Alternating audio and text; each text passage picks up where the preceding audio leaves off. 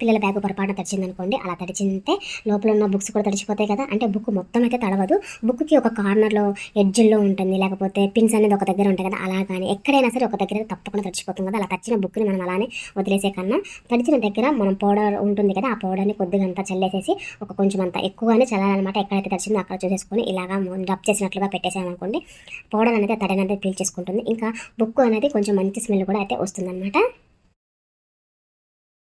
తర్వాత టిప్ వచ్చేసి ఇక్కడ నేను అప్పడాలైతే వేస్తున్నాను. ఇంకా అప్పడాలైతే నేను ఎలా వేస్తానంటే ముందుగా అప్పడాన్ని ఒక 4 ముక్కలుగా చేసుకుంటాను. ఎందుకు ఇలా 4 ముక్కలుగా చేసుకోవాలి, డైరెక్ట్‌గా అప్పడం వేయించేసుకోవచ్చు కదా అని అనుకోవచ్చు. అంటే అప్పడం మొత్తం వేయించాలనుకోండి మనకి ఎక్కువ ఆయిల్ అయితే పడుతుంది. ఇలా ఒక అప్పడాన్ని 4 ముక్కలుగా చేసుకున్న తర్వాత చూడండి నేను ఎంత తక్కువ ఆయిల్, ఇదైతే చాలా చిన్న బాండీ అనమాట. అందులో నేను ఒక్క చిట్టి మాత్రమే ఆయిల్ వేసుకున్నాను. ఆయిల్ అనేది బాగా హీట్ అయిన తర్వాత చూడండి ఈ చిన్న చిన్న ముక్కలుగా చేసుకున్నాం కదా, వాటన్నిటిని కూడా నేను ఎంత ఈజీగా తిప్పగలుగుతున్నాను. అలానే మనకి ఆయిల్ కూడా తక్కువ పడుతుందనమాట.